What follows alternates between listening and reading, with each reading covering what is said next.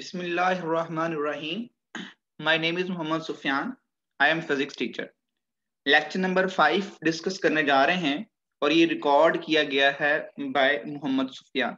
Subject हमारे पास physics है और टॉपिक हमारे पास है टॉरी-सेल्स थ्योरम। इसे टॉरी-सेल्स थ्योरम भी कहते हैं और टॉरी-सेल्स थ्योरम भी कहते हैं।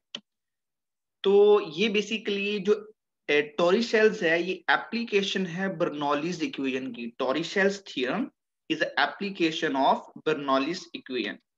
तो टॉरी-सेल्स थ्योरम इसकी पहले स्टेटमेंट देखेंगे। हमारे पास स्टेटमेंट क्या है? सबसे पहले आप लोगों ने स्टेटमेंट अंडरस्टैंड करनी है। The speed of efflux is equal to the velocity gained by the fluid in falling through a distance h1 minus h2 under the action of gravity. किसी भी टैंकी के अंदर अगर पानी फिल किया हो और उस टैंकी की दीवार में सुराख हो जाए तो सुराख से पानी निकलता है, that is called E flux. उसकी स्पीड बेसिकली इस डिस्टेंस की वजह से होती है। डिस्टेंस ज्यादा होगा तो ई फ्लक्स की स्पीड ज्यादा होगी। आप इसको यूं समझ लें, इस डायग्राम के अंदर ये हमारे पास एक टैंक है, ये पानी से भरा हुआ है और यहाँ पर एक होल बनाया हुआ है। तो पानी के पार्टिकल इस अपर सरफेस से नीचे की तरफ आएंगे और इस सुराख से बाहर निकल जाएंगे। तो उन्होंने ऊपर से नीचे की तरफ ड्यू टू ग्रेविटी मूव किया है और उस ग्रेविटी की वजह से वो इस होल से बाहर निकलेंगे, that is called E flux. Suppose करते हैं ये हमारे पास एक टैंक है बच्चों।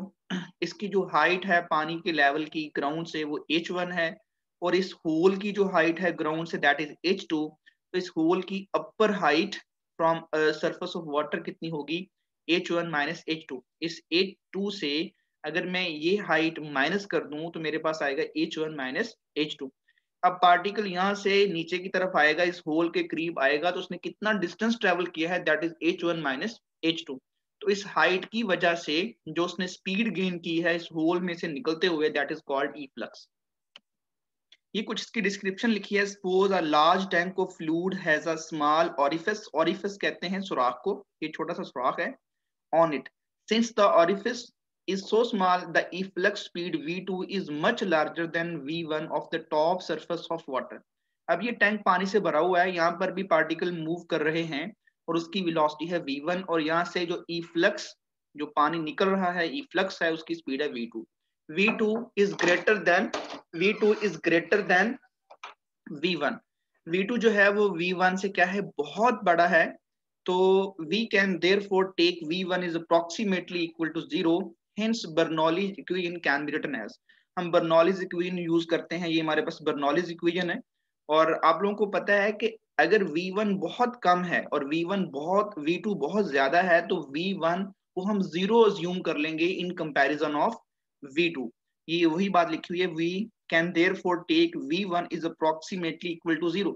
तो जब मैं यहाँ पर v1 की जगह पे 0 पुट करूंगा तो मेरे पास नेक्स्ट टर्म ये बन जाएगी p1 plus rho g h1 is equal to p2 plus 1 over 2 rho v2 square plus rho g h2।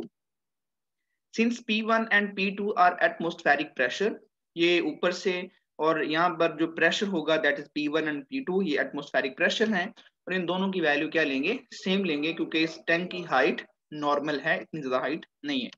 तो जब हम P1 की जगह पे P2 और P2 की जगह पर भी P, P1 की जगह पर भी P, तो ये P दोनों तरफ से कैंसिल आउट हो जाएगा।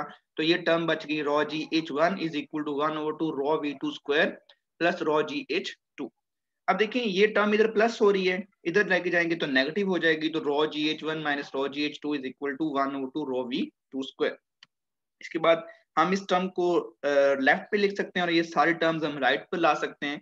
अब देखिए यहाँ से कुछ कॉमन आ रहा है, रॉ जी कॉमन आ जाएगा और रॉ इस रॉ से क्या हो जाएगा? कैंसिल। ये 2 इधर डिवाइड उधर जाकर मल्टीप्लाई, तो ये मेरे पास एक टर्म बन जाएगी v2 square is equal to 2g, क्योंकि g भी कॉमन आ गया था। ब्रैकेट में बचा h1 माइनस h2। अब इसका स्क्वायर खत्म करेंगे तो दोनों तरफ अंडर रूट आ जाएगा, तो हमारे पास v2 is equal to under root g into h1 minus h2, that is the speed of E flux.